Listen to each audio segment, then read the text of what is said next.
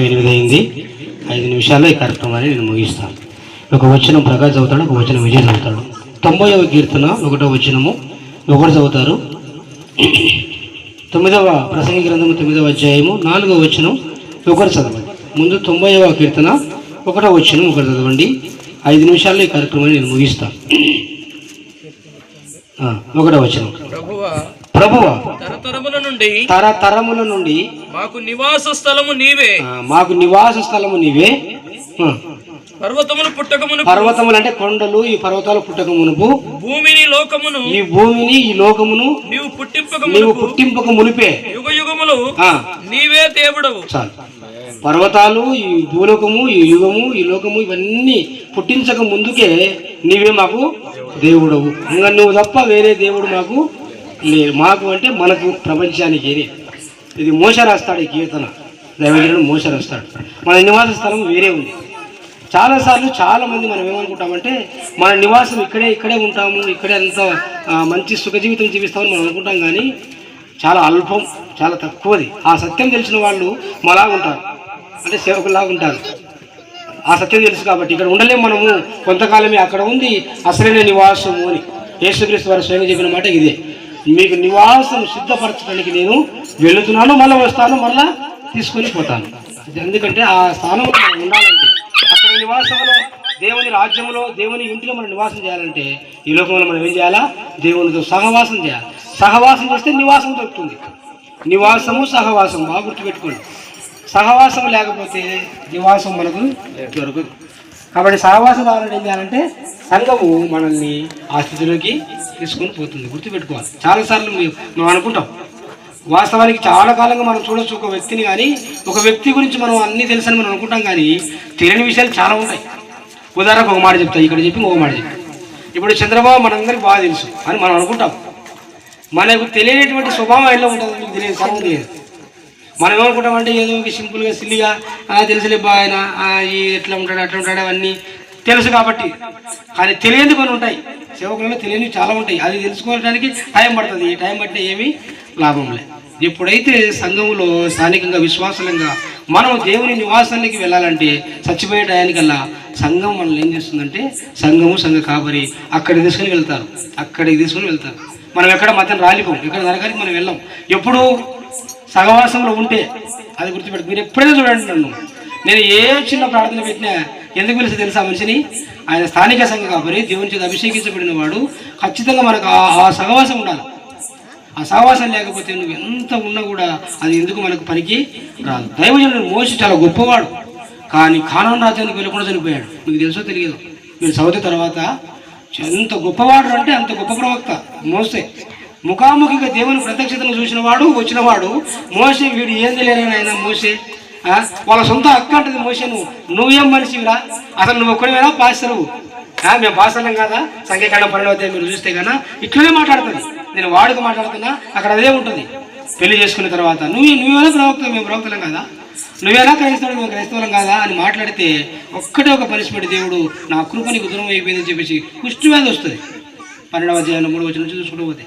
కాబట్టి సంఘము మీరు గుర్తుపెట్టుకోవాలి. చిన్న ప్రార్థన అయినా, చిన్న కేసునైనా, అది చిన్న విషయమైనా మనం ఏం చేయాలంటే మనం ప్రార్థన ద్వారానే మనం ముందుకు వెళ్ళాలి. మనం ఖర్చు అవుతుంది, లేకపోతే సమయం సరిపోదు, లేకపోతే పెద్ద కష్టం అవుతుంది, ఏముండదు. అంతా మన చేతుల్లోనే ఉంటుంది. మీరు చూడండి, ఎప్పుడు మన పేటలో ఏ ప్రోగ్రాం జరిగినా ఎంత తొందర పెడతారో చూసినారా? ఇప్పుడు ఏమన్నా తొందర పెడుతున్నారా? మా అన్న కానీ మా స్నేహితులు ఏమంటున్నారా? ఏమంటారు? ఎందుకని? ఇది దేవుని మహిమపరిచేటువంటి ఒక సమయం కార్యం. ఇది చాలా ప్రాముఖ్యమైనది. ఇక్కడనే మన దేవుడు పట్టుకునేది, ఇక్కడనే మనం జీవించబడేది. మనం గుర్తుపెట్టుకోవాలి. త్వరగా పోట్టుకొని వెళ్ళిపోవాలి, ఇది కాదు మనకు కావాల్సింది. ప్రభువా తరతరముల నుండి మాకు నివాస స్థలము మీకు అట్లా. కాబట్టి నేను వచ్చిన తర్వాత కూడా మీకు తెలుసో తెలియదో నేను అందరినీ గమనిస్తుంటా. నాకు సంబంధం లేకపోయినా కొన్ని విషయాలు ఎంత గమనిస్తుంటా ఈ పరిస్థితుల్లో కూడా. ఎప్పుడైతే మన సంఘ కాపరి బాగుంటాడో అప్పుడు మనం బాగుంటాం. మనం బాగుండి సంఘ కాపరి సంఘం బాగాలేదనుకోండి, మనం బాగాలేనట్టే. మీకు తెలియదు. ఆయనేమో రేపు పాస్టర్ కాబట్టి పాస్టర్ గురించి చెప్తున్నాను అనుకోవచ్చు, కానీ నేను ఫ్యాక్ట్ మాట్లాడుతున్నా, సత్యం మాట్లాడుతున్నా. మన సంఘము మన సంఘ కాపరి బాగుంటే మనం బాగున్నట్టు. మనం బాగుండి సంఘ కాపరి బాగాలేకపోతే ఏమైనట్టు? తేడా జరిగినట్టు. అంటే నివాసము సహవాసము నువ్వు ఒక ట్రాక్ తప్పుతున్నావు అని అర్థం. చాలాసార్లు నేను చెప్పిన మాటలు మీకు గాయపరచబడచ్చు, ఎప్పుడు ఏందో చెప్తాడని. ఈ డిసెంబరు జనవరి ఈ 2 నెలలు వచ్చిన తర్వాత మీరు చూస్తే గాన పబ్లిక్ అనౌన్స్మెంట్స్ ఉంటాయి. స్థానిక సంఘాలు బలపరచబడడానికి ఒక పండుగ వస్తుంది, దాన్ని ఏమంటారంటే ఆఫరింగ్ సెలబ్రేషన్ అంటారు, అంటే కోతకాల పండుగ అంటారు దాన్ని తెలుగులో. అది అన్నింటిలో ఉంది, ఇండిపెండెంట్ అన్నింటిలో ఉన్నాయి. అప్పుడు మన సహవాసం ఏంటో తెలుస్తుంది. ఎప్పుడైతే మనకు కలిగినటువంటి వాటిలో సంఘం కోసం మనం ప్రయాసపడుతున్నామో, నువ్వు ఇచ్చే ఒక ఇటుక కూడా రేపొద్దున నీకు నివాసాన్ని కడుతుంది. అక్కడ అన్నాడు కదా, మా నివాసము నీవే. నివాసం అంటే ఇల్లే కదా, నివాసం అంటే ఇల్లే. కాకపోతే పరలోక సంబంధమైన నివాసం అది భౌతికంగా ఉండదు, కానీ ఇల్లే. నివాసం అంటే ఇల్లే, నివసించేదే ఇల్లు. నీ ఇటుక, ఒకవేళ నీ ఇటుకను నువ్వు గాన అక్కడ కానీ పెట్టింటే గాన, సంఘంలో కానీ అక్కడ కానీ మందిరం దగ్గర పెట్టింటే గాన, ఆ ఇటుకకు నువ్వు ప్రతిఫలన అక్కడ చూస్తున్నావు. అందుకే చెప్పాడు, ఈ యొక్క ఆలయాన్ని 3 రోజుల్లో పడగొట్టండి, నేను తిరిగి కడతానంటే మీ ఆత్మీయ మందిరాలను నేను కడతానని. 2వ మాట 9వ అధ్యాయము ప్రసంగి 4వ వచనం అక్కడ ఏముంటుందంటే, బ్రతికి ఉండు వానితో. అంటే బ్రతికున్న వాళ్ళు మనం ఉన్నాం కదా, బతికున్న వాళ్ళము మనందరం కలిసి మెలిసి ఉండాలని ఏముంటదంట, ఆశ కలదు. అంటే అందరం కలిసి ఉండాలని ఆశ కలదు. చచ్చిపోయిన సింహము కంటే ఈ మాట గుర్తుపెట్టుకుంటే ఇంకా జీవితం అర్థమవుతుంది మనకు. అందరం కలిసిమెలిసి ఉండాలనుకుంటాం, కానీ కలిసిమెలిసి ఉండలేము. ఒక తల్లి పిల్లలే కలిసిమెలిసి ఉండలేరు, ఎందుకంటే మిస్అండర్స్టాండింగ్ చేసుకుంటూ ఉంటారు. ఏదో ఒక జరుగుతూ ఉంటాయి జీవితం అన్న తర్వాత, ఏదో ఒక అనుమానాలు, అపోహలు, భేదాభిప్రాయాలు వస్తుంటాయి సొంత తల్లిదండ్రులకి. కానీ భక్తుడు రాస్తాడు సొలొమోను మహారాజు, బ్రతికి ఉండు వారితో కలిసిమెలిసి ఉండాలని ఆశ కలదు, కానీ చచ్చిపోయిన సింహం కంటే బతికున్న కుక్క. ఎందుకు చచ్చిపోయిన సింహం, ఎందుకు బతికిన కుక్క? ఒక మాట చెప్పి ముగిస్తాను. చచ్చిపోయిన సింహం అంటే ఏమంటుందో తెలిసిన, సింహానికి కుక్కకు ఏం పోలిక లేదు. సింహము చాలా పెద్ద జంతువు, కుక్క చాలా చిన్న జంతువు. అంటే సింహంతో పోల్చుకుంటే ఎంత పెద్ద జంతువు సింహం అంటే, ఒక అడవికే రాజు. కుక్క ఊరికింద రాజు అవుతుందే? ప్రతి ఒక్కరు దాన్ని ఏమంటారు, అని కొడతాడు. సింహాన్ని అంటామా? దాన్ని ఎదిరించలేం, దాన్ని ఏమనలేం, దాని దగ్గర కూడా మనము వెళ్ళలేం. అది గర్జిస్తే 8 కిలోమీటర్ల శబ్దం వినపడుతుంది. అది గర్జిస్తే 8 కిలోమీటర్ల దూరం ఉన్నా సరే నీకు గుండె అయిపోతుంది. దాన్ని సింహం అంటారు, ఎందుకంటే అది ఒక ప్రాంతానికి రాజు, అది ఒక అడవికే రాజు. మరి ఎందుకు భక్తుడు సింహము కంటే కుక్క మేలంటాడు తెలిసిన?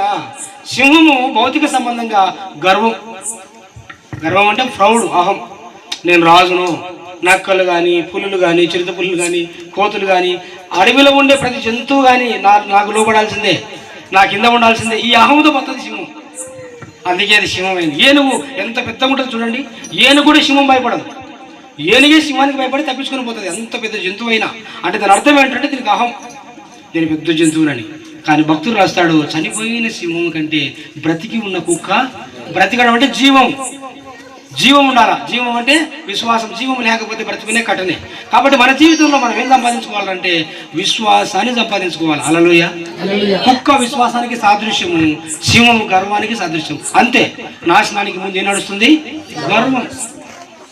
గర్వం మనకు ఉండకూడదు. సింహంలాగా మనము బ్రతకొచ్చు, కానీ సింహంలాగా మాత్రం చావకూడదు. అది దాని అర్థం. అక్కడ సింహం, చచ్చిపోయిన సింహము కంటే బతికిన కుక్క మేలు కదంటే, సింహంలాగా బ్రతుకు, కానీ సింహంలాగా మాత్రం చావకూడదు. సింహం ఎలా చచ్చిపోతుంది అంటే, దానంత పిరికి గల మరణం లేదానికి ఉండదు. ఒక చిన్న గుంత తీసుకుంటుంది, బలవంతం అయిన తర్వాత చిన్న గుంత తీసుకొని, ఇంత ఎత్తు ఉన్న గుహ అని చెప్తాం కదా, పర్వతము, అంత పైకి ఎక్కి కరెక్ట్గా ఆ గుంతలో మెడబడతాడు చూసుకుంటుంది. ప్రతి సింహాతి చచ్చిపోతుంది. అక్కడి నుంచి ఆ గుంతలో తన మెడ పెట్టి చచ్చిపోతుంది, మెడ ఇరి చచ్చిపోతుంది. ఎందుకు దానికి అంత కర్మ పట్టింది? ఒక కారణం ఉంది దానికి. ఏం కారణం తెలుసా? ఈ బలవంతమైన తర్వాత అన్ని ఎముకలని బయట పడి ఉంటాయి, చిన్నగా పోతుంటుంది. అప్పుడు ఈ అడవిలో ఉన్న కుక్కలు దాన్ని హింసించేది కదా, ఇది చంపేటది కదా, మనం చంపుతామని చెప్పేసి దాన్ని చంపాలని చూస్తాయి. దీనికి బలం మాత్రం ఏముండదు, ఏ బలం ఉండదు. అయ్యో, నేను సింహాన్ని అయి ఉండి ఇట్లా బతికి దీనిలో చేతులు చచ్చిపోతే నాకు అవమానం అని అలా చచ్చిపోతుంది అంటే సింహం. బైబిల్ చెప్పి మాట అది. చూడండి, బ్రతకమేమో బాగా బ్రతికింది, కానీ సావు మాత్రం ఎంత పిరికి. ఆత్మహత్య చేసుకుంటే నీకు ఏమొస్తుంది? నరకమే. సింహంలాగా బ్రతికినావు, కానీ సింహంలాగా మాత్రం చనిపోలే. అంటే విశ్వాసంగా యేసుప్రభు నమ్ముకొని చనిపోలే. యేసుప్రభు నమ్ముకొని చనిపోతే నువ్వు సింహమే. అప్పుడు నువ్వు ఎక్కడ ఉంటావంట? ప్రభువా, తరతరములకు మా నివాస స్థలము నీవే, యుగ యుగములు మా దేవుడవు నీవే. చూడండి, యేసుక్రీస్తు వారు సింహంలాగా చనిపోయాడు కదా. ఎవడన్నా అంటున్నాడు పిలాతు, ఒక్క మాట చెప్తే, నువ్వు ఒక్క మాటనే చెప్తే నేను విడిపించడానికి నాకు అధికారం ఉందంటే, నేను నిన్ను రిక్వెస్ట్ చేయాల్సిన పని నాకు లేదు. నా ప్రాణాన్ని నేనే పెడుతున్నాను, మరలదని నేనే తీసుకెళ్ళా. చనిపోవాలో తెలుసు, ఎలాగ లేపబడాలో కూడా నాకు. అది సింహంలాగా చనిపోవడం అంటే. మనము చచ్చిపోయేంత వరకు అలాంటి పేరు సంపాదించుకోవాలా. ఎలా పడితే అలా జీవించకూడదు, ఎలా పడితే అట్లా మాట్లాడకూడదు, ఎలా పడితే అట్లా బ్రతకకూడదు. మనకు ఆ ఆప్షన్ లేదు. ఎందుకంటే ఈ లోకంలో పాపం ఉంది, ఆ పాపమే నిన్ను నన్ను ఏలుబాటు చేస్తుంది. కనుక ఈ 2 విషయాలు గుర్తుపెట్టుకోవాలని మనం చేస్తూ ఉన్నాను. మంచిది. ఇంతవరకు దేవుని కార్యాన్ని నడిపించిన దేవునికి మహిమ కలుగును గాక. గ్రీటింగ్స్ ద్వారా దేవుని వాక్యాన్ని ప్రకటించిన దైవజనుడు ప్రకాష్ కు నా ప్రత్యేకమైన వందనాలు. దేవుడు వారిని దీవించును గాక. అదేవిధంగా స్థానిక దైవజనులు వేలు సురేష్ చంద్రబాబు గారు వారు కూడా గ్రీటింగ్ తెలియజేశారు. అమ్మ గురించి చాలా మంచి మాట చెప్పాడు. చాలా క్రమశిక్షణ కలిగినటువంటి స్త్రీ ఆమె. నోరు ఎక్కువనే కానీ ఆమెను మెంటల్ ఆమెను మనం అనడం కానీ ఆమె అలాగ మాట్లాడవచ్చు కానీ చాలా క్రమశిక్షణ కలిగిన ఆ తల్లి ఆమె. నాకు బాగా తెలుసు ఆమె గురించి. చిన్నప్పుడు చాలా ఇబ్బంది పడ్డాం కానీ తర్వాత కొన్ని రోజుల తర్వాత కొన్ని సంవత్సరాల తర్వాత ఎంతో గొప్ప స్త్రీ అంటే మీకు తెలుసో తెలియదో తన జీవితం మొత్తం కూడా 75% మా కొరకు ఖర్చు పెట్టింది. నిజంగా చెప్తున్నాను. ఈవెన్ ఆమె చనిపోయిన తర్వాత కూడా మాకు ఉపయోగపడింది. చూడండి ఎంత గొప్పదో. పొయ్యి దగ్గర పెట్టెలు పోల్చడమే కాదు, ఆమె పప్పు చేస్తే బలం ఉంటుంది, ఆమె కార్యం చేసినా పని ఉంటుంది. అంత చక్కటి మంచిగా చేసుకోవడం, మంచిగా చూసుకోవడము, మంచిగా మాట్లాడము. ఆమె చచ్చిపోయేంత వరకు నన్ను ఒరే అని పిలిచినది కాదు. చూడండి ఎంత గొప్పగా. చూడండి ఆమె చచ్చిపోయేంత వరకు నిజంగా చెప్తున్నమాట, ఒరే నన్ను పిలిచలే. కొన్నిసార్లు మా అన్న లేనప్పుడు మా అన్న ఒరే అనేది కానీ నన్ను మాత్రము ఒరే అని పిలిచలే. ఎందుకో తెలుసునా? మా ఆయన కంటే నేను గొప్పనని కాదు, నేను సేవకున్నని. హల్లెలూయా. ఎప్పుడైనా నా చేయ మీద చాపలే. నేను కొట్టడానికి వెళ్ళాను కానీ ఎప్పుడో చదువుకుంటప్పుడు ఎప్పుడైనా నా చేయి పడలే. ఆమె ఎందుకు నన్ను ఒరే అని పిలవలేదంటే నాకు తర్వాత అర్థమైంది, దైవ సేవకుడు అని. అంటే చూడండి, దేవుని సేవకుడు అంటే అంత భయం. అందుకని నేను బాబు గురించి చెప్పింది. దేవుని సేవకుని అలా స్పిరిచువల్గా చూడాలి, భౌతిక సంబంధం ఎప్పుడు చూడకూడదు. ఎందుకంటే అందరికీ బలహీనతలు ఉంటాయి, నాకు అందరికీ బలహీనతలు ఉంటాయి. ఎప్పుడే కానీ సేవకుని చూస్తున్నప్పుడు భౌతికంగా చూడకూడదు, స్పిరిచువల్గా చూడాలి. అప్పుడు నువ్వు దీవించబడతావు, అప్పుడు మనం దీవించబడతాం. మా అమ్మలో ఉండే గొప్ప లక్ష్యం ఏంటంటే అదే, స్పిరిచువల్గా చూస్తుంది. అంటే స్పిరిచువల్ అంటే మాకు అర్థం కూడా తెలియదు కానీ అలాగనే చూస్తుంది ఆమె గొప్పవాళ్ళని. కానీ ఆమె చాలా కాలం మాకు సేవ చేసింది, మంచిది. అయితే దేవుని కృప కూడా చూడండి, సొంత పిల్లలు రాలే. మేమిద్దరం మా ఆయన అయితే ఒక 100 సార్లు ఫోన్ చేసింటాడు. నారాయణ 100 సార్లు ఫోన్ చేసింటాడు. చచ్చిపోయే ముందుకు ఫోన్ చేసినాము, చచ్చిపోయిన తర్వాత కూడా ఫోన్ చేసినాము. ఆయన కొడుకు రాలే. ఆయన దేవుడు ఏమి నేర్పించాడు అక్కడ అంటే, నిజమైన కొడుకులు కడుపులో పుడితేనే రారు. కడుపులో పుడితేనే అది నిజమైన కొడుకులు అంటే ఇక నిజంగా మేమే. అందుకే మేమిద్దరేం పడం పోసినాం, మీరు గమనించలేదు. చివరి దాకా మా అన్న పోసినాడు. ఒకటే మాట చెప్పినాడు, మనం ఆమె రుణాన్ని తీర్చుకోవాలరా, మనమేం వద్దాం అన్నాడు. మేము ఇద్దరం పోసినాం. అక్కడ ప్రేమించడం మాకు బాగా తెలుసు, మీకు తెలియదు. చాలామంది అనుకుంటారు కానీ మాకు ప్రేమించడం తెలుసు. ఏదో మనసులో పెట్టుకోకూడదు. ఎందుకని మనం క్రైస్తవులం, మన దేవుని నమ్ముకున్నాం కాబట్టి మన మనసులో ఏమి కూడా పెట్టుకోకూడదు. అందుకని నేను చంద్రబాబుని ఎందుకు వచ్చిన తర్వాత మీరు చూడండి, మన వంశరాజు గారు అడిగిన బైక్లో పోతుంటే క్రిస్మస్ బాగా జరిగిందే, జనవరి బాగా జరిగిందే అని. బాబా జరిగింది అన్నాడు. మరి ఏమన్నా ఇచ్చేదంటే నా అవసరం ఏమన్నాడు మనిషి. కొంతకాలం పండుగ అయితే చెప్పినాడు. మరి ఏమన్నా స్థానిక సంఘం ఏమైనా కలకలు ఇచ్చారంటే అతలాపురం వరకు అయినాడు. అతలాపురం ఈ బోరింగ్ కాడి నుంచి అది ఆర్చుంది కదా, అక్కడ దాకా నవ్వుతున్నాడు. చెప్పడం లే, ఏమి ఎంత వచ్చినాయి ఆంటీ. అట్లుండకూడదు. మనకు దేవుడు ఇచ్చిన దాంట్లోనే మనం ఏం చేయాలంటే, అది చాలా ప్రాముఖ్యమైన విషయం. ఎందుకు నేను ఇంత చిన్న వయసులోనే ఇంత క్యాడ సంపాదించుకున్నా మీకు తెలియదు. మీరు అనుకోవచ్చు నా కానుక తీసుకుంటాడని. నేను ఇచ్చేవాడిని. నేను చాలా మందికి ఇస్తాను, విషయం చాలా తెలియదు. నేను ఫైనాన్షియల్ ప్రాబ్లంతో ఉన్నానంటే కూడా అదొక పరీక్షనే. మనం ఎప్పుడైతే ఇస్తామో మీరు గుర్తుపెట్టుకోండి, ఏదైనా సరే కానుకనే కాదు, మన చేతుల నుంచి అన్నమైన సహాయమైన వేరైనా ఏదైనా సరే చాలా గొప్పతనం సంపాదించుకోవాలి. పెద్ద మీకు తెలుసో తెలియదో, ఫిజికల్గా నాకు చాలా పేరుంది. నేను పొద్దున మార్గాన్ని చెప్తుంటే త్యాగరాజన్నల్లా మా చనిపోయినని ఫోన్ చేస్తే ఆయన వయసు ఎంత ఉంది, ఆయన వయసు, ఆయన క్యాడ్ ఎంత తెలిసిన, ఆయన ఎస్ఎంపీలతో పెద్ద పెద్దలతో మాట్లాడతాడు. అన్న త్యాగరాజు నన్ను మాట్లాడితే అన్న ప్రజలాడు అన్న అంటున్నాడు. నా వయసు ఎక్కడికి, ఆయన వయసు ఎక్కడికి, దగ్గర 55 సంవత్సరాలు ఉన్నాయి. ఇంకా బాగుంటే ఒక 2 నెలలు అటు చిన్న ఉంటాడు అంతే. అంటే ఆయన వయసు ఉంటుందేమో. అట్లాడు ప్రజలాడని అంటున్నాడు. మళ్ళీ చివరిలో పెట్టేటప్పుడు కూడా అన్న ఉంటానా, థ్యాంక్ యూ అని అంటున్నాడు. ఎందుకో తెలుసా, మనమే గొప్పవాళ్ళమని కాదు, సేవకుడు దైవజనుడు. మనం దాన్ని సంపాదించుకోవాలంటే మనలో ఏమి ఉండాలి తెలుసా, త్యాగం ఉండాలి. కాబట్టి మన ఊర్లో ఈ చిన్న సంఘమైనా మీరంతా కలిసిమెలిసి మంచి విశ్వాసంతో సంఘాన్ని డెవలప్ చేయాలని మీరందరూ బాగా కనపడుతున్నారని నేను ఒక్కడే బాగా కనపడడం లే. సేవకులు మనం ఇట్లా కనపడతాం కానీ క్యాష్ కృష్ణుడు కనపడుతున్నాడు. నో, ఒకప్పుడు చాలా మంది కోసం ప్రార్థన చేసినాడు. నేను మనస్ఫూర్తి చెప్తున్నా, నాకు బాగా గురించి బాగా తెలుసు. భౌతికంగా మనం ఎప్పుడైనా కొట్లాడినప్పుడు తిట్టుకునేప్పుడు నా గురించి ఇట్లానే మొబ్బ అటనే అన్నప్పుడు మనం కొట్లాడి వేరేషన్ వస్తుంది. కానీ దాని వెనకలో ఉన్నటువంటి ఆయన స్పిరిచువాలిటీ మీరు అర్థం చేసుకోవాలి. ఎందుకు ఈ సందర్భంగా చెప్తున్నానంటే నేను ప్రార్థన పెట్టినప్పుడల్లా చెప్తా ఉంటా. మీరు గుర్తుంచారు లేదో, మీరు చర్చికి వచ్చే వాళ్ళైతే నేను చిత్ర వాక్యం చెప్తే కూడా ఈ విషయాలు చెప్తాను. కొన్ని విషయాలు ఎందుకో తెలిసిన మీరు దీవించబడాలని. మనది చాలా మారుమూల గ్రామం మనది, మీకు తెలియదు. దాని వెనకాల చాలా తీవ్రత ఉంది. మనం కొన్నాళ్ళే బ్రతకం మీకు తెలుసో తెలియదు. చనిపోతాం మనం. చచ్చిపోయే సమయంలో దేవుడు లెక్క అడుగుతాడు. అప్పుడు మన జీవితము బయటపడుతుంది. దయచేసి మన సంఘంలో మీరు అందరూ కలిసిమెలిసి ఉండండి. స్థానిక సంఘ కాపుల గురించి మీరు ప్రార్థన చేయాలి. ఆయన రోజు ప్రార్థన చేసుకుంటూనే ఉంటాడు మీ అందరి కోసం. మీకు కలిగిన దాంట్లో అందరూ బాగుంటారు. మన వాళ్ళంతా మంచిగా కానుకలు ఇవ్వండి, మంచిగా సంఘాన్ని డెవలప్ చేయండి, ఆయన కూడా మంచిగా ఇవ్వండి. అప్పుడు మన సంఘము 10 రోజులకు తెలుస్తుంది. అందుకని నేను వాడాలని పెడతా ఉంటా. వాడాలంటే వాళ్ళు తెలుసు, వాడాలన్నా అంటారు. లేదు మళ్ళీ పెంచిన పల్లె అంటారు. మళ్ళీ మన పిల్లలు పల్లెకు వాడతా. పల్లె అంటే ఏంది? మన ఊరి పేరు అందరికీ తెలియాలని మొత్తాన్ని తెలుసు. దేశం మొత్తం ఫేస్బుక్లో పోతుంటుంది. పల్లె అంటే ఏంటి సార్? పల్లె అంటే పల్లెలు మాధవుడు పెంచిన పల్లె అని చెప్తా ఉంటా. మన ఊరు మనము విస్తరించాలా బయటికి. మనకి ఏమి లేకపోయినా పర్వాలే, మన పేరు బయటికి రావాలా. వీళ్ళంట ఈ ఊరోళ్ళు అంట.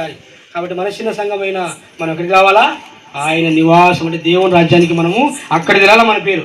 కాబట్టి మీరందరూ కూడా నేను నా మాటలకు కఠినంగా ఉన్నా కూడా మీరందరూ త్యాగపూరితంగా బ్రతకాలని, స్థానిక సంఘం కొరకు కూడా మీరు ఉండాలని కోరుకుంటూ, పిలిచిన వెంటనే మీరు అందరూ వచ్చినందుకు మీకు అందరికీ వందనాలు తెలియజేస్తూ దేవుడు మిమ్మల్ని దీవించును గాక. చివరి ప్రార్థన చేసుకుందాం. దైవజనుడు విజయ్ చివరి ప్రార్థన చేస్తారు.